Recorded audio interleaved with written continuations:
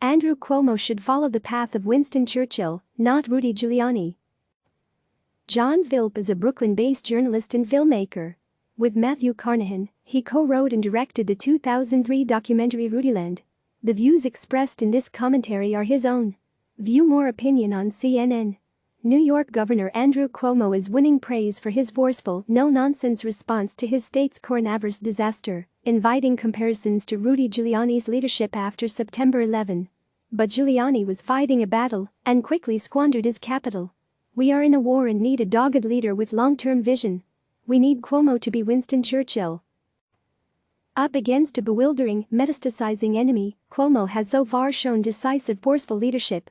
During a Friday press conference, he announced he was putting his state on pause with an executive order that directed almost all workers, except those deemed essential, to stay home. "This is the most drastic action we can take," Cuomo said. It was typical of his recent appearances, factual and frightening, but delivered with a reassuring dash of paternalism. He continued in that same vein on Tuesday, tweeting, "We are not willing to sacrifice 1 to 2% of New Yorkers. That's not who we are. We will fight to save every life we can." Cuomo has won praise from across the political spectrum. "This may prove to be the finest moment of Andrew Cuomo's public life," boasted New York Times editorial columnist Mara Gay.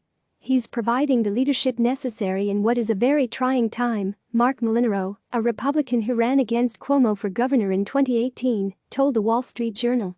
President Donald Trump even allowed Cuomo to share in some reflected glory. "We're both doing a really great job," Trump said. Giuliani himself has weighed in. "Cuomo has risen to the level of statesman," he tweeted, all but begging for a comparative analysis of leadership under pressure. In facing up to their respective calamities, each man recognized the need to speak the truth, and plainly. On the day of the 9/11 attacks, during a mesmeric ramshackle press conference, Giuliani was asked about the number of casualties. His memorable reply had the frankness of a military leader and the empathy of a therapist. "The number of casualties will be more than any of us can bear ultimately," Giuliani said. Churchill, one of Giuliani's political heroes, became British Prime Minister on the same day Adolf Hitler began the ruinous Western offensive of World War II.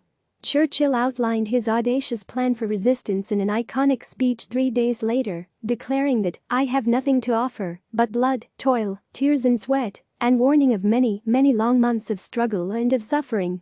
For his part, Cuomo has, in his own thudding rhetorical style, consistently sounded the alarm about the virus's metastasizing toll, while also playing up the need for resolve. "We overcome challenges," Cuomo said on Sunday. "That's what's going to make this generation great. I believe that to the bottom of my soul." Trump, meanwhile, he bickers and fiddles and makes false claims even now, as the death toll mounts. "Yes, crisis reveals character. And we get the heroes we need."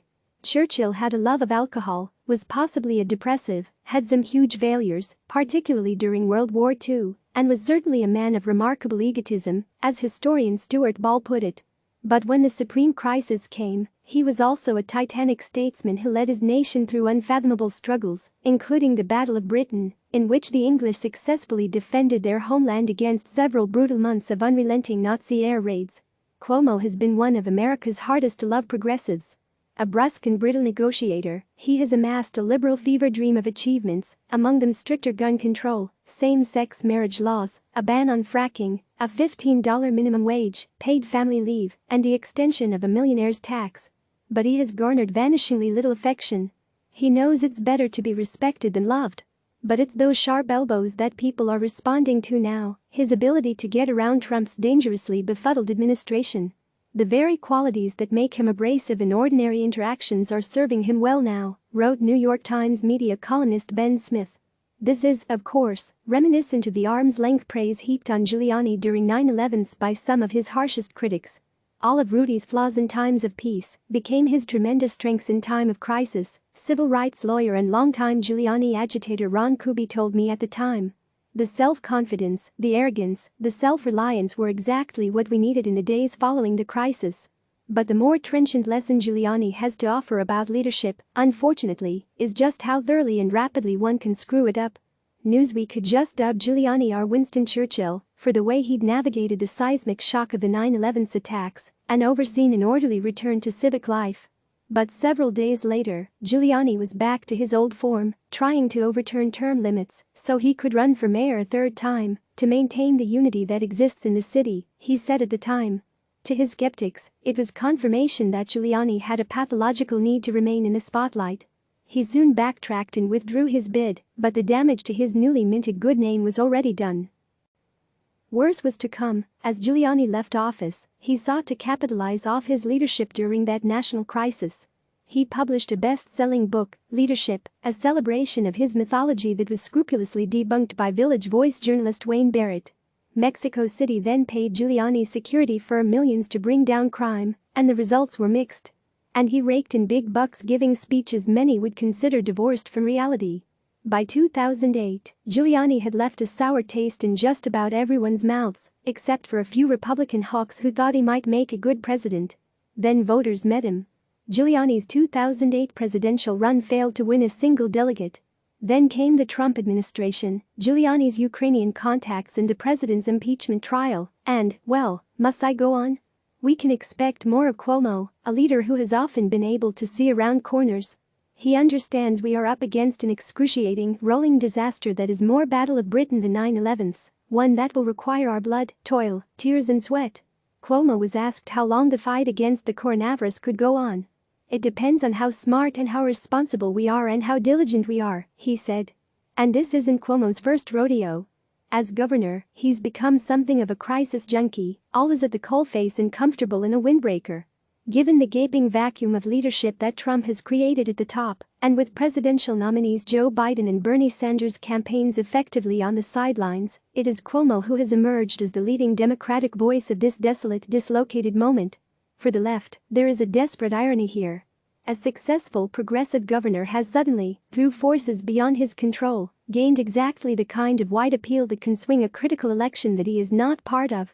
For now, the only place Americans will find President Cuomo is on Twitter. It's easy to take swipes at Giuliani. But given his flamboyant political decline, where's the sport in that? So, let's be clear-eyed. Churchill, Giuliani's hero, led Britain to victory in World War II, continued serving his country after the war as leader of the opposition, became prime minister again, then served as a member of parliament until his death in 1965. During that time, he was accorded great respect but required little fanfare. In contrast, Giuliani's reign as America's mayor, by any reasonable measure, lasted a few months. His subsequent career has been an exemplar of unremitting self-service, an endless audition for a string of jobs nobody wanted him for. Churchill wanted to leave the past to history, especially as I propose to write that history myself. Giuliani continues to rewrite his own history, but the mythology has fallen apart. We are living through history again, and it is awful. Let's at least hope that Cuomo continues his steady stewardship and earns his rightful place in history. Click subscribe to receive the latest news.